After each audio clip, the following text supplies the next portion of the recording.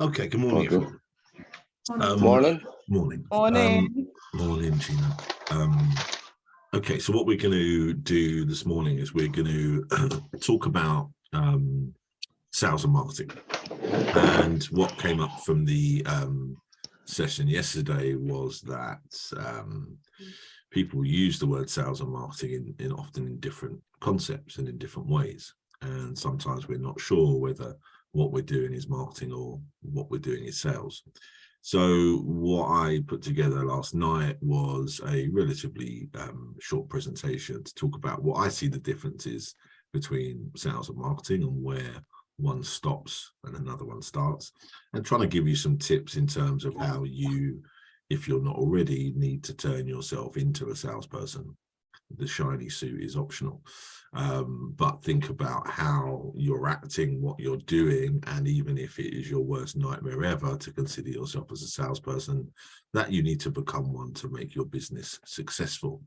And that's generally not something that's going to happen overnight, because it's quite difficult to change your attitude from a kind of maybe passive type attitude to being more of a salesperson. But hopefully I'll give you some tips in terms of how you can do that, and then talk about how sales works, whether your business is online or offline, because obviously there is a distinct difference between the two.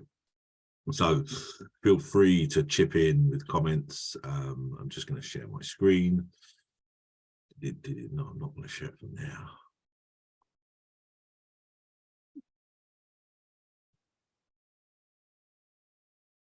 So let's start with having a little bit of a chat, shall we?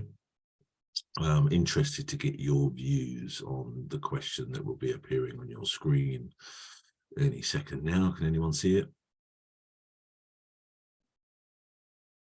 Yeah. Yeah, got a couple of people can see it. Great. So what do you think is the difference between sales and marketing?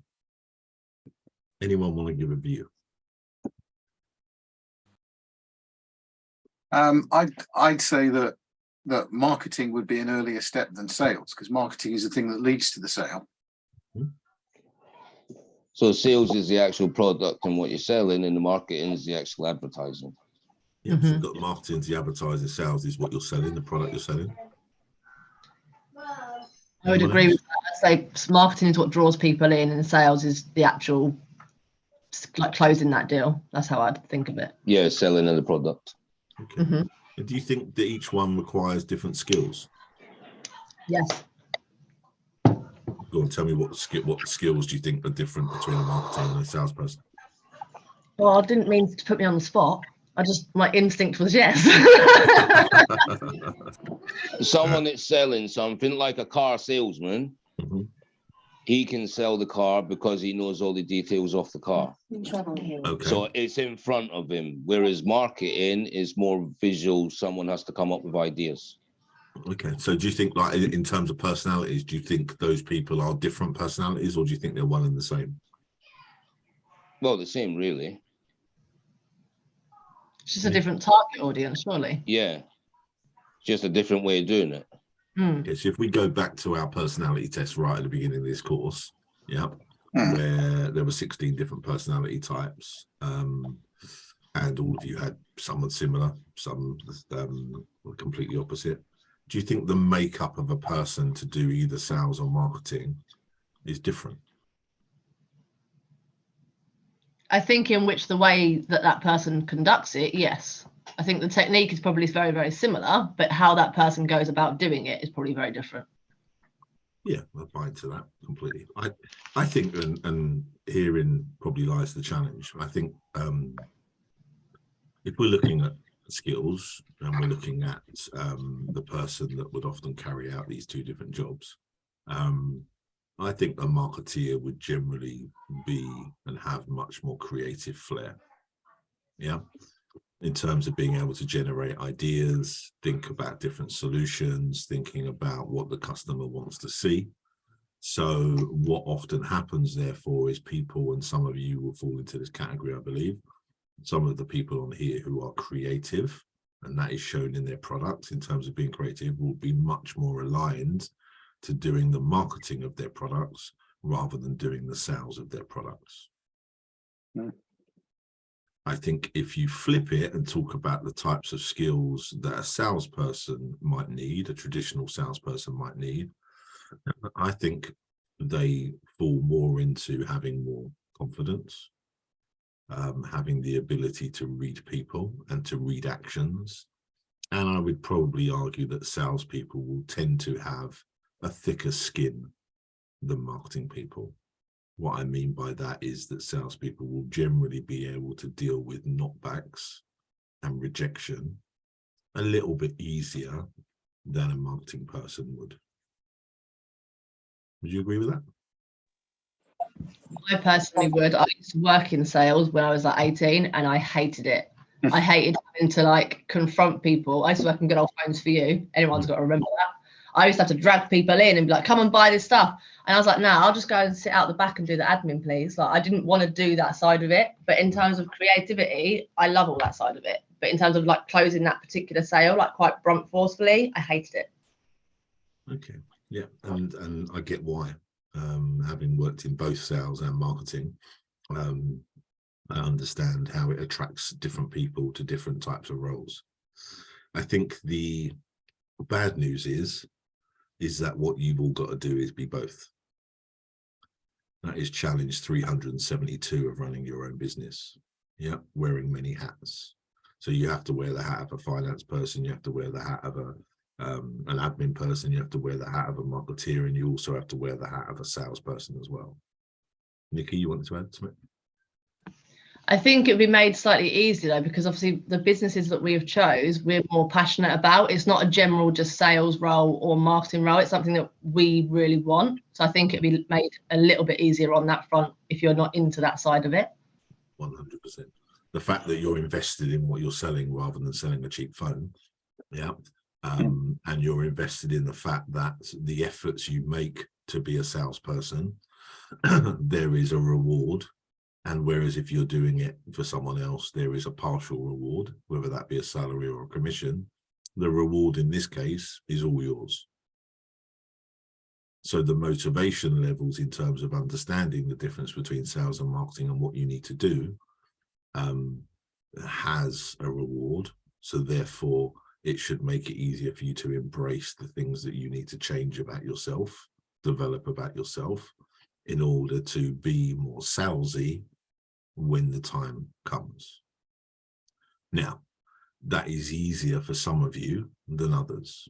And I think it is easier if you are selling online because you are not having the customer in front of you.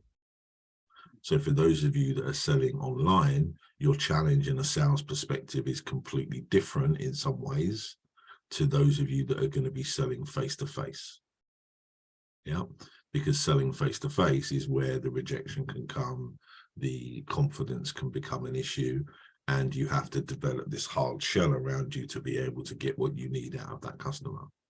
And we're going to explore the differences between these two things, yeah, in terms of how and what you need to do practically to be able to, first of all, track sales and understand your sales pattern, but also some of the skills you might need to work on to be able to be a little bit more black and white when it comes to sales and get over this element where you don't want to ask people or don't want to feel as though you're putting pressure on people. Does anyone feel that way in terms of sales, where they think feels like I just don't want to feel as I'm putting pressure on people? I literally say that in pretty much every one of my streams. Like, there's no pressure to buy from me, but like, you're welcome to say and chat. Like, I feel like I don't want to burden people or force people, and I do say that regularly. Yeah, and exactly that. And what I'm not saying is that, you know, I can turn you over the next couple of weeks from this kind of, there's no pressure. Do, you know, if you don't want to, just watch the video. Just, yeah, be pretty passive into someone that's going, you must buy this, because that's not the answer either in this situation. What the answer is being subtle in terms of the buying signals that you're seeing, and subtle in terms of pushing things in front of that customer to make them do something that is going to result in that sale. Yeah. So I'm going to explore two different areas of that as we go through the next few slides. Yeah. But in terms of a simple definition for me, yeah, is that what marketing does, and the area that some of you would be more comfortable with, is that marketing will build awareness of your business, and marketing will deliver leads. And those leads can come in different forms depending on the type of your business. So it is marketing's job to fill the pipeline. If you think about this pipeline or this funnel, the sales job then is to take those leads and convert those leads into paying customers. And depending on your business, that will happen in several different ways. So does anyone at the moment who's trading at the moment feel as though they're doing a good job in terms of building awareness and generating leads, but struggling to turn those leads into actual paying customers? Okay, because there is a different approach, and this is where we need to put a different hat on. As I've touched on already, this does differ between online and offline. So what I mean by that is, if you are selling your products via a website, or via a website like Etsy or any other third party, or you are predominantly selling your business, your products face to face. What I mean by face to face is not literally always face to face, yeah, because that doesn't happen as often now. But where you are selling via a website, yeah, that's what we're calling online here. Offline is anything else. So if someone like Gina was to go to a networking event, get a lead from a networking event, it's then how she turns that from being a lead, a business card, someone that said they might be interested, into someone that's going to pay. And for the case of this, we're going to call that offline. Make sense? Okay. So there are several stages, yeah, in which your customers will go through, and it is widely documented and accepted that when it comes to a sales process, the steps are relatively fixed in what the customer will do. There has been a recent addition, when I say recent, probably in the last 20 years or so, of an additional step to this sales pipeline, which you need to consider, and we have certainly touched on a number of times, and will continue to as we drive through this course. But what I want to do is just share with you, it annoyed me when I saw this, because I would have preferred it in the past when it was 5 stages, but they've added a different one to make it 6, yeah? So when you're thinking about the sales process, what you should be thinking about is, it's like, here I go again, YMCA, is a sales funnel. It's on the screen. Why am I doing it? Yeah. What you should be thinking about, yeah, is it like a funnel? And the funnel starts with a big amount of space at the top and then goes down to the bottom, where you're going to get to your customers paying and contributing to the revenue of your business. So if we think about, again, this being the difference between sales and marketing, the job of marketing is to fill the pot. Yeah. So imagine this stuff. Imagine why there's stuff coming in here. Yeah. And the stuff that needs to come into here to start to fill this funnel is the job of marketing. This is where we talk about customer segmentation. This is where we talk about brand. This is where we talk about brand values. Yeah, all of these things are important there. Yeah, and understanding your customer and understanding the marketing channel to get the right level of people into this funnel at the top. Because what this funnel is, it's not just about filling it up at any cost. It's about filling it up with the right people. And this is the classic mistake that people make now, especially with social media, where they just fill this full of anyone that wants to listen, and not thinking about the quality and the segmentation of the people that come into this stage. So the first stage, when people are in this pot, is what we call awareness. Yeah. And I think this funnel and this stage links through to the kind of conversations we've been having about a 10-second pitch, yeah, which we started with on this course. And that a 10-second pitch is not going to get you a sale. A 10-second pitch, yeah, is going to make your customer aware of you, and you are going to get their attention.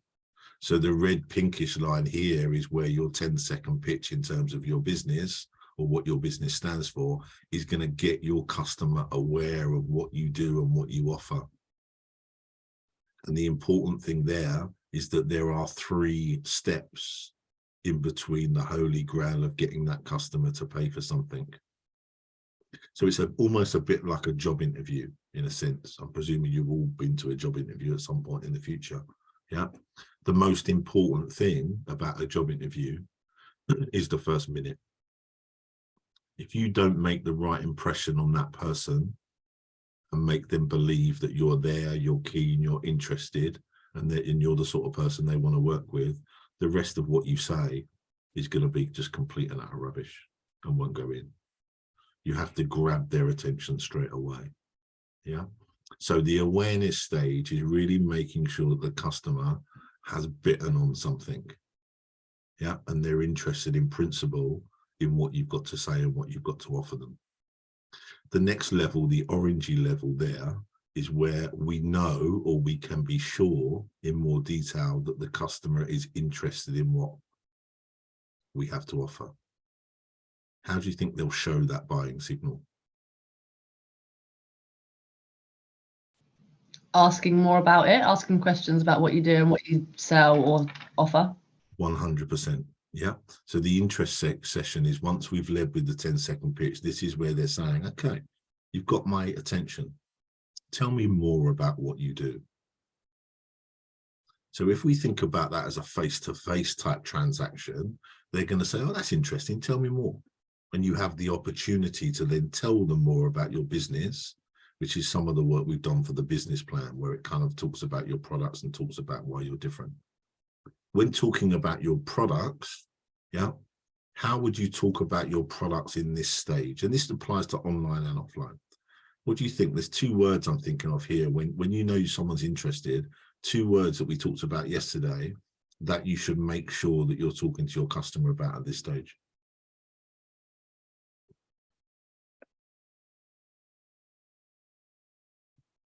One was benefits. One was benefits. Yeah. What was the first one? Anyone? Features. Features. Yeah. So this is the stage, whether you are selling offline or online, yeah, where you know the customer is interested and you now need to talk about the features and benefits of your product to get that interest that has peaked at the top into now a serious interest in your product, because you are telling them, one, what problem your product is solving, and two, you're giving them the features and benefits of that product so they can understand how it can be important to them. Does that make sense? Mm-hmm. Yeah.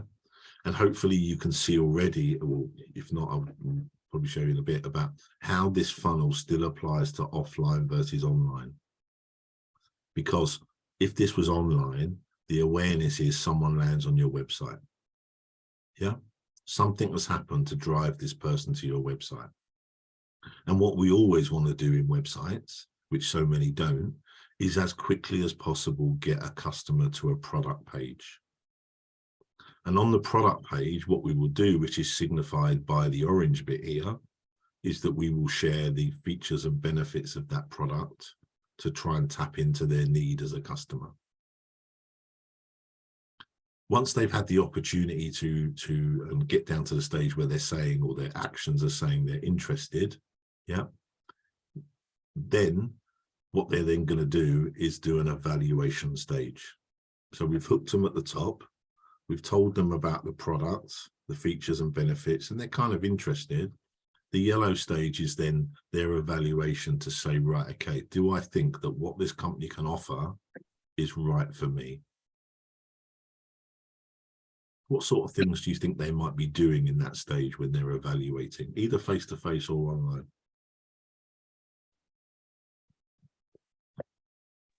Would they do comparison to other people in the market? Yep, they may well do comparisons to other people in the market. So they may leave your website open and go on to someone else if it was online. Yeah. Another thing they might do if it's online is they might go to the About Us page. Why do you think they might go to the About Us page? Because find they out know who you are. Mm-hmm. So they want to be reassured that you're not going to run off with their money. 100%. This one then comes down to the reassurance is a stage of evaluation for them to say, right, as Gagana said, right, let me check that this deal stacks up against other people. One. Two, who is this company that I'm thinking about trading with? They may even look down to what's on the bottom of your website. Contact us section, how long you've been established, terms and conditions, whatever it may be. Yeah, they're looking at that. The evaluation, if you're dealing with it face to face, is that trust element of thinking, is this person overselling to me, or can I believe in this person? And sometimes these three stages can happen in one conversation. But sometimes, and herein lies the risk, is that this can happen over several different stages or several different visits to your website. So what this means, if this is happening over several different stages, is what you need to be able to do is make it easier for the customer to be reminded again of why they were there in the first place, what the features and benefits of the products are, and make it easier for them to do their evaluation in terms of whether they're about to purchase. And that's quite tricky, because in some of the projects you might be going through in the future, this from start to finish, from red to blue, might take 6 months. For some of you, it might take 6 minutes. So if it takes 6 minutes, it's obviously clearly easier. Yeah, but the downside of that is that the 6 minute operation generally will lead to a lower value purchase. Whereas if you're dealing with something at the extreme where it's 6 months, then generally that is associated with more higher value purchases. So if you're bidding for a contract, for example, even if you are putting a tender in for a company to win something, the process and the stages in the sales funnel are exactly the same. Stephen. Yeah, one of the other things that I do quite a lot is if I see something on Facebook, or my wife sends me something on Facebook that she's found, that some product that she likes, one of the first things I do is go onto Google and say, is ... a scam? Because that's usually a good indicator, because a lot of the time it does come up. 100%. That's all part of the evaluation in terms of checking out. And sometimes, and some of you may be experiencing this and you just don't know about it. And this links through to what I said yesterday, is that a huge amount of people I work with are undervaluing their products or services. And there is this fine line between someone looking at something and going, wow, that's an amazing deal, and someone going, effectively what Stephen just said, is that this looks all a bit too good to be true. And then a different part of our brain takes over and thinks, are we being scammed? Is this a problem? Is the product going to look as good as what it looks like on the website, or this person's told me to? Because in everything we associate a value with a product. So actually, not only by undervaluing your product and having your prices too low, not only are you hitting yourself on the revenue front, you are potentially putting a barrier in front of people who think it can't be as good as that for a tenner. It can't be as good as that for 20 quid. So there's a double whammy with that. Reassuringly expensive. Exactly, yeah. So. Yeah, or reassuringly inexpensive. The same kind of message. Stage 4 then of the sales funnel is negotiation. So negotiation, as you can see or can imagine, that 20-25 years ago, negotiation was probably something that took place over the phone or took place face to face. Yeah, I remember in my first proper job working in a railway depot in West London, the first thing that I was shown how to use was a telephone. The second thing I was given was an ashtray. Oh, how times have changed. And everything I did was over the telephone. Now, obviously, things have changed, and negotiation doesn't often happen on a website where you're saying, well, I'm not prepared to pay this. But it kind of does in some ways. Yeah. What they might be looking for in terms of negotiation. If we think a customer now has got to the payment page of a website, what elements on there do you think could be termed as part of a negotiation? Well, like we said yesterday about the postage and packing. Yeah, postage and packing. In terms of that, is that a negotiation? Do I think as though that is relevant? Do I think that's right? Do I go next day? Do I go in 5 to 7 days different price? Now, with the advent of more ways to pay, that is a form of negotiation, not just saying, right, okay, I'm paying via a credit card or via PayPal, but now the 37,000 other ways in which you can pay for a product. all part of the negotiation and all part, importantly, of the terms of which they're about to purchase. And there are so many businesses that lose out, I know from my personal experience, but also having run websites, at this payment page because they're doing things wrong. And in a way, they're offering too many choices to the customer and too many stages to for the customer to complete.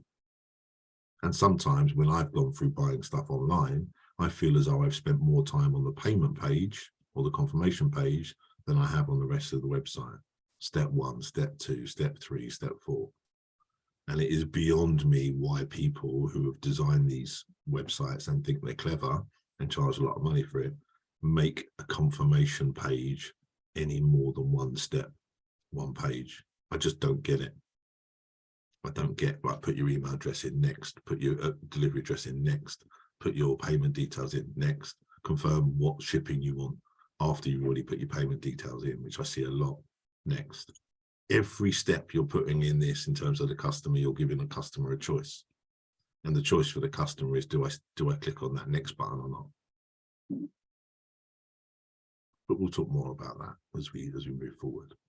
So the negotiation, whereas in the old days, and there may still be a negotiation for those of you that are selling face-to-face, yeah, it is going to be about the price and the terms of purchase. And probably the biggest one that comes up for most people now is, when do you want the money? Yeah. So for me, if I'm coaching someone on their career, yeah, and doing a CV for them and a covering letter for them and helping them to job search and stuff, when I ask for the money comes up front. And if they don't like it, then I have to walk away. Because for me, and this is the same for a lot of you in this situation, yeah, what you're doing can't be resold. Yeah, so if I write a CV for Stephen and he decides after I've sent him the CV not to send me the money, yeah, I can't give it to Gagala. Yeah. Whereas if Nikki is making something and a customer says, I want to buy that, then cancels their order, to a degree, I know some of your products are bespoke, but to a degree, you are able to sell that product onto someone else. So the risk for you is less. So your starting position, if you are offering services, should be that you take the money in advance, and then it's up to you in terms of how much you back down on that and give them installments or whatever. But all of these are that really important last stage of making sure the customer is comfortable to click the all-important button, or to send the all-important money, or to sign the contract that you sent them. And that is about closing the sale. And historically, there would be 5 steps in that process, from awareness, interest, evaluation, negotiation, and then down to closing the sale. Now, what we recognize is that there is a 6th stage, which is renewal. That word, yeah, renewal, yeah. And that is where you're trying to get your customer to buy again, and to either repeat that purchase of that product, or to purchase some other product which is connected with it. And as we said, and we will continue to say, that word of mouth is the best marketing channel ever. Any questions on this 6 stages of the sales funnel? Do people recognize this in their business? Because if you don't, then you need to start to.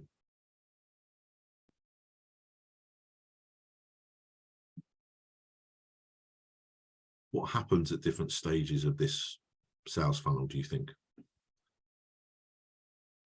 You lose people. So we call that leakage. Yeah. And we lose people at different stages. You're always going to lose people at different stages. There is no business in existence that will stick 100 people into this funnel and get 100 sales at the back end. Impossible. So at every stage of this process, you are losing people. And what I would urge you to do, we're going to talk about it a bit more in a second, is track this. How many people at the moment are tracking where they lose customers? No. Anyone? Anyone else awake? Anyone else want to speak to me apart from Nikki? I'm not at that stage yet. No, you're not at that stage yet, obviously, yeah. So if you are, if we know that you are leaking people through these stages of the sales funnel, why would you want to track where you're losing people? So You you know can. what to change. Mm. Do you know what to change, Gary? Yeah, Yeah. exactly. And the reason why a lot of people, I think, don't track where they're losing people at these stages of the sales funnel, whether it's an offline or online business, is because it reminds them of rejection. There's some reason why that customer didn't like my products. I don't want to focus on the rejection. I want to focus on the people that have bought something or seem to be wanting to buy something. And that's a perfectly valid feeling to have. But unless you start tracking where you believe you are losing people out of this process, you will never be able to improve. And what you will keep on doing, and sorry to sound like the voice of doom this morning, but it's important, yeah? What you will keep on doing is, yeah, it's like having a bucket that's got holes in the bottom and the side. And you're keeping filling that bucket up, but you know as soon as you start filling that bucket up, you're going to get stuff out the side all the time. Mm-hmm. Yeah. So the bucket becomes of minimal use. What a lot of companies will do, and a lot of new entrepreneurs and business owners will do, will just focus on keeping the bucket as full as possible. And what they don't realize is if they can plug some of these holes in the bucket, not all of them, you'll never do it, then the business becomes much more efficient, the business sells more, and also you learn a lot about you and you learn a lot about the customers. And what, as Gary said, is that by looking at these different stages here and by tracking where you believe your customer is dropping out, allows you to improve, allows you to be clever with your marketing in terms of putting in less, because you're going to retain more down to this bottom bit here. Yeah. And there's two different ways in which we do that. Depending on whether your business is offline or online, we do that in two different ways because of how things have changed over the last 20, 25 years or so. So let's talk about offline sales tracking, first of all. So this is still important for some of you to listen to if you're selling on a website, but this is if you're going out selling a service to people. So whether that's consultancy, whether that's therapy, whether that's coaching, whether that's any form of guidance, yeah, is that what I would do today, even if you've not started your business, but set it up now, is set yourself up an Excel spreadsheet. And on that Excel spreadsheet, you will have categories like the customer's name, their contact details, some notes about them. But the important part is that you will have a key. And generally that key will have 6 or 7 elements to that key. And I've offered you a suggestion of what they might be here. So prospect or lead, so that's somehow due to your 10-second pitch, due to your networking, whatever it be, you have someone who has indicated that they are interested in your product. And you record every time you get someone that's interested in your product, yeah, you record them on this spreadsheet so that you are tracking their way through this sales funnel. And then if you then picked up the phone to that customer, and this is where the discipline comes in, if you picked up the phone to that customer or sent them an email or sent them some other type of communication, you would move them. So that customer would then move from being a prospect or lead to being contacted. Does that make sense? Mm-hmm. Yeah. If that customer is contacted and that customer then said, yeah, I'd like to find out more, and they want a one-page proposal in terms of how you can help them, if you send that proposal over, you move them to the proposal stage. Sometimes the agreement in principle stage can be non-existent, and you might be skipping people from proposal to them signing. So this is an order. Yeah, this is someone signing a contract. Sometimes people don't have this step. People just go, yeah, I'd like to go forward, and they make some form of commercial commitment. What we want to get them to, obviously, is we want to get them to this sign stage. Yeah. So if I was a lead and I was going through there, what you can do, not only you can see what stage am I at in the sales process, you could also allocate a time element to it as well. So that the key bit about this is obviously learning from your successes, but it's learning from your failures. So if I ended up signing, you could sit there and go, happy days, Matt signed the contract. But if it took me from being a prospect to a lead to being signed, if that took me 3 months, as a business owner, you would want to reduce that, correct? It's called cash flow management. So by allocating a date in terms of every time I move from one of these things to the other, yeah, then it would enable you to look at where maybe your process is falling down. And if the customer gets stuck at the proposal stage and takes 6 weeks to confirm from being a proposal to being signed, it will possibly suggest that there is something wrong with your proposal. All of this is about learning. Then you have 2 other elements that you record. Yeah. So as well as recording where people are in a positive process, at any one of these stages, 1, 2, 3, 4 at the top, the customer can go from being at any one of those stages to being lost. Yeah. So that's when that customer doesn't want to do business with you. Yeah. Why do you think it's important we record that?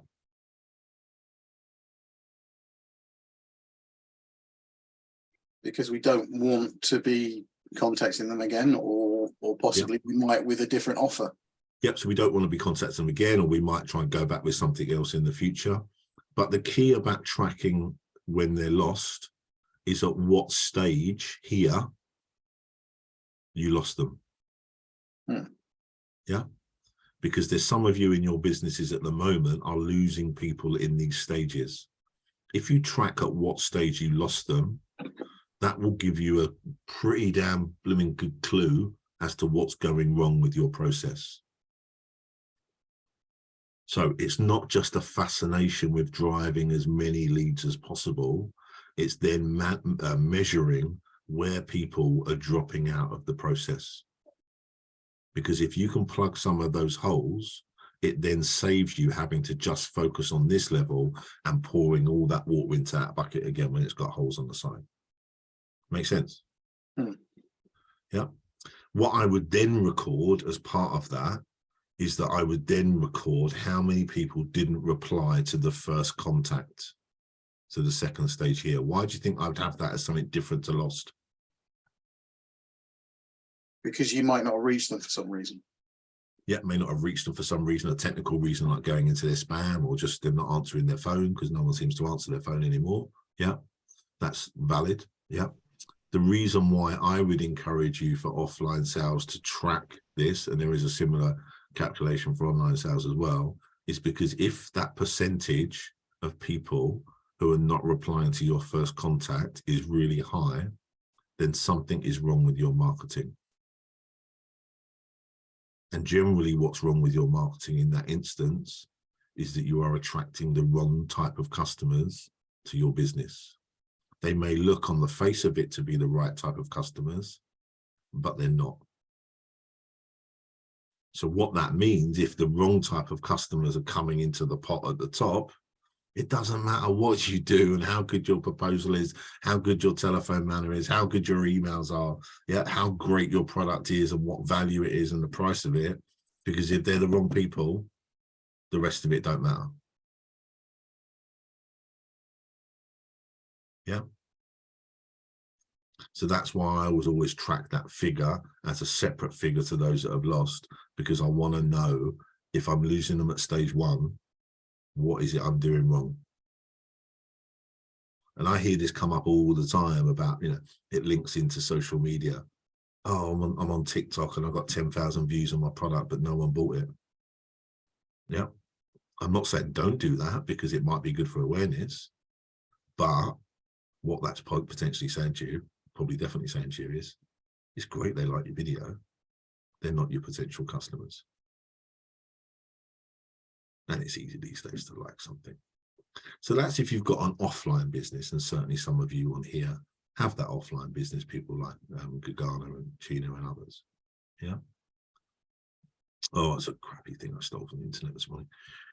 Online sales pipeline. So this is different when it comes to sales. So again, if you have something where you are predominantly selling through a website, yeah, the difference in terms of sales and marketing is quite clear. Yeah. The role of marketing is about driving those people to land on that website. The job of sales, yeah, is to turn that visitor, that user, into a purchase. Yeah. People now don't refer to this as sales. I don't know why. Yeah. There has been a whole movement of people, a whole growth of this area, yeah, which we call web analytics, or what we call webmasters in the old days. Now they're the head of digital sales. Yeah, these are the people that are living in a web analytics platform, tracking what happens when a customer comes to your website and whether they book or not, or buy or not. Yeah, these people, yeah, are salespeople. They might call themselves something different, but they're salespeople because they're following that sales process, yeah, in terms of where the customers are on their website. So rather than putting a spreadsheet together for your business, yeah, like it would be an offline, there are several factors that you need to be looking at based on your traffic and based on what they're doing when they're on your website. And there are probably another 5 or 6 on top of this, but the trouble is if you start measuring 10, 15 different things, yeah, you end up with paralysis by analysis. Yeah, you're ending up spending your time in a spreadsheet looking at figures and not doing the things that you need to do. These are the things that I think there may be 1 or 2 missing, are the things you should be tracking, understanding and acting upon if your business is a web-based business. So first of all, total traffic. Yeah, the number of users that are landing on your website. And the important thing there is not just the total traffic, but looking at whether these are new people or returning people. And why that's important is because sometimes the journey and certainly their behavior between new people and returning people will be different. And it's almost, again, going back to the funnel, that new people will start from the top and work their way down all the different stages. Yeah, returning people are kind of often people that want to jump to straight to stage number 3, straight to stage number 4, because they're returning for a reason. Yeah, first thing you need to track. Second thing is who the referrer was. What this means is if you got 100 people to your website in a day, where have they come from? How many of it is direct traffic, so where they've typed in your URL? How much of it has come from sites like Facebook, TikTok, whatever it may be? How much of it is natural search, so SEO, which we'll talk a bit more about later on this week. So basically you're saying, if I've got 100 people, it's not good enough just to look at it and go, great, I've got 100 people today, I only got 50 people yesterday. Look at where they came from. And then what you can actually do, yeah, once you start to get a fair amount of traffic, is you can see how the behavior of a Facebook referrer is different to the referrer coming through direct in terms of typing in your URL. Good insight. Bounce rate. Has anyone heard of bounce rate before on a website? Okay, the bounce rate of a website is massively, massively important. And it tells us so much about where we're going well or where we're going wrong. So the definition of a bounce rate is someone that has come onto your website and hasn't visited more than 1 page. Yeah. And if you're using Google Analytics or the other analytics tool, you will see this figure. So if a customer is landing on your website and you've had all this activity, possibly money, to drive that customer to your website, and your bounce rate is high, yeah, what is that telling you, do you think?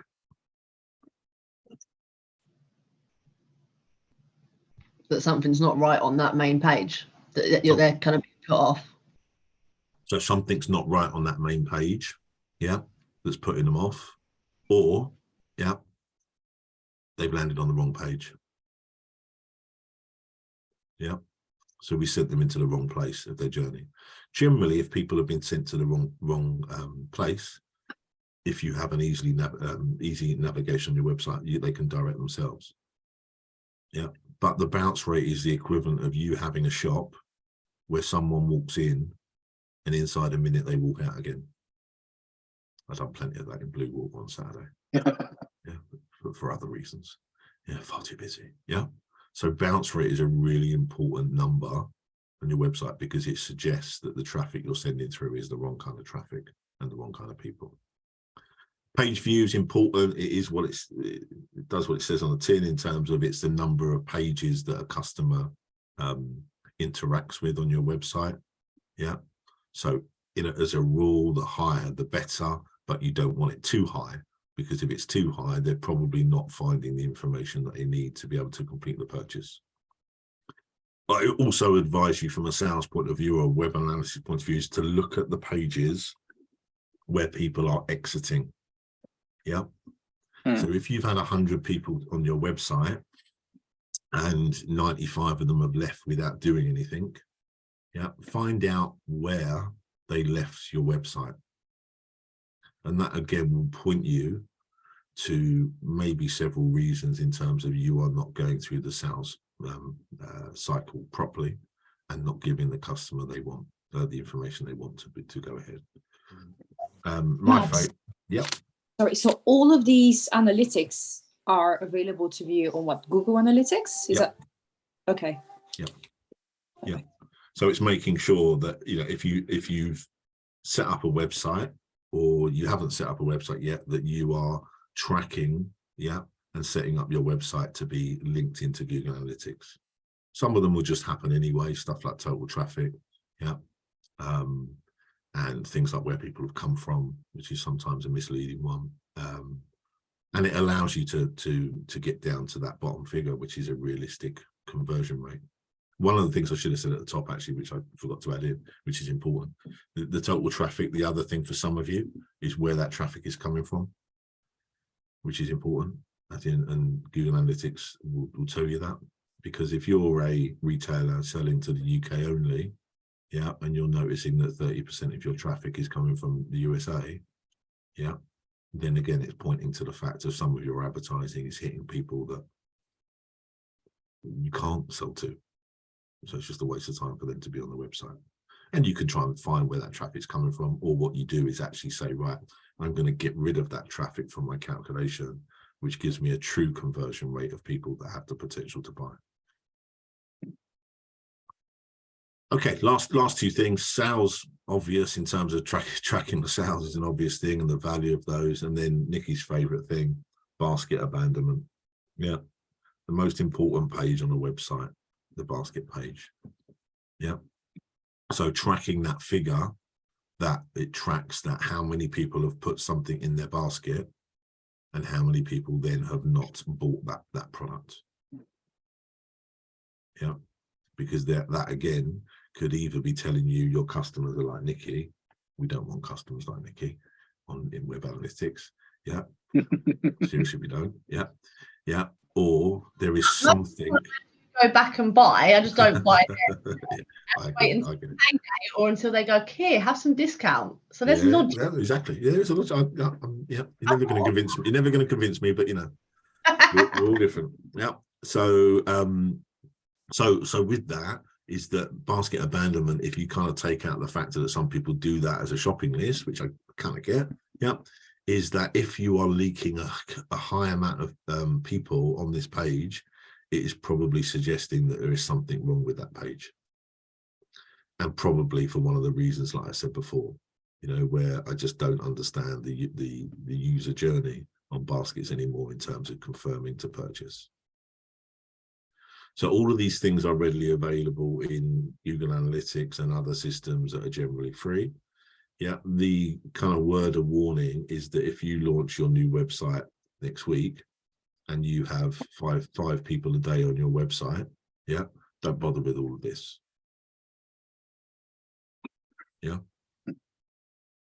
Because what you can become is obsessive. Trust me, I did it when the first ever web analytics software was put out there, probably in about early 2000s. And we first had it in our business.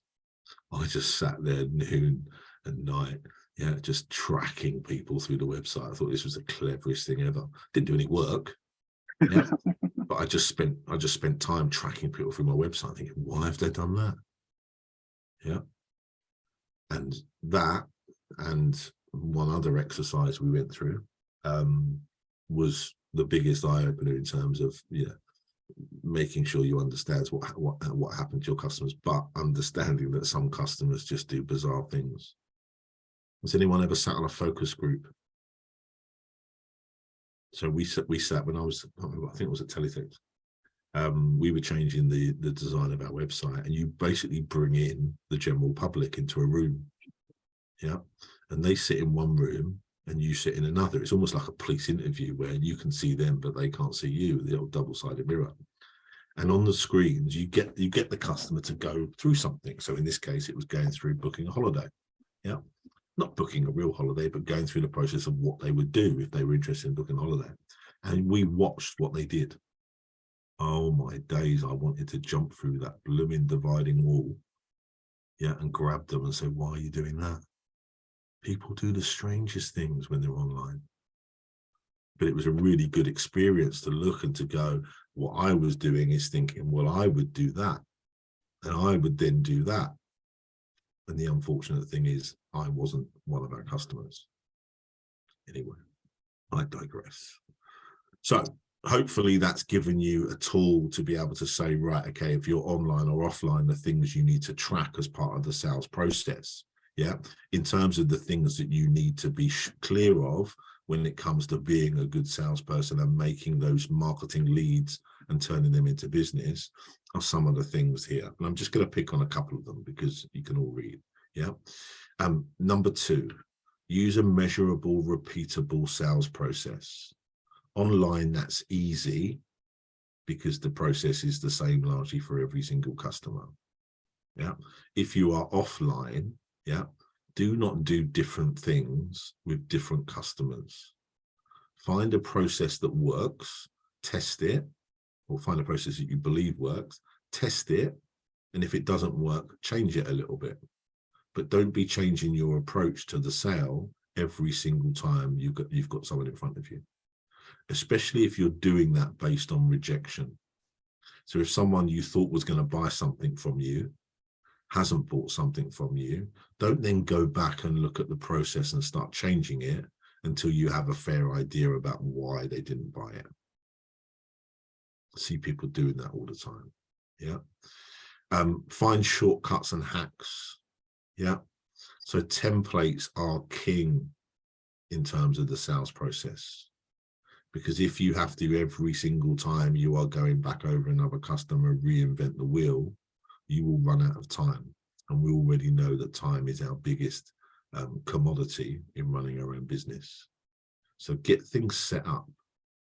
Yeah. So if it's someone like Gugana who's going to be dealing with leads coming through from a website or people calling, emailing about weddings in Bulgaria, yeah, have that first contact point, if it's written, yeah, have it templated.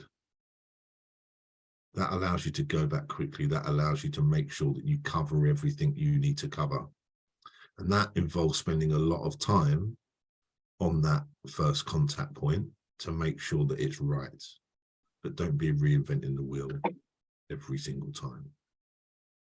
It is obviously important with any of your businesses to try and personalize your message as much as possible. That has been made incredibly easier by modern technology in terms of being able to personalize stuff. Yeah. And I think the last 2 bits here, in addition to what you can read, is some of your customers are going to say no. And one of the biggest things that I've struggled with as being a small business owner is to deal with the rejection. There can be rejection if you're selling a product and you're thinking, why don't they like it? I put my heart and soul into this. But it happens more when you are selling yourself. Bad choice of words, but you get what I mean. Yeah. When it is you they're buying from and they don't buy, you have to find a way to roll with the rejection. If you don't, and again, I take this from personal experience, it starts to destroy every little bit of confidence you've got left, and you start to question everything you've been doing. And the reality probably is that the issue is not on your side, the issue is on the side of that customer. And we don't know what's going on in their lives and what has made them have that decision to say no. But what we got to do is, okay, learn from some of it, but learn how to just roll with it and then move on to the next person. And the last thing I think is critically important. Everywhere you go, this is not a 9 to 5, 40-hour-a-week job. Yeah. This is what my new term, this is a 16/6 operation. Yeah, not 24/7. People say, oh, we're available 24/7. Well, you're not, are you really? Yeah. Yeah, this is 16 hours a day, 6 days a week. Give yourself at least one day off. Yeah. And when you're out and about, you need to have salesperson, marketing person on all the time. And you need to be looking for opportunities wherever you go and whoever you speak to. It's not something you can switch on and off. Any questions? No. Oh. So hopefully what that's done, yeah, is shows you that there is a difference between sales and marketing. And we focus so far on filling the pot, yeah, in terms of marketing, and we'll do more work on that.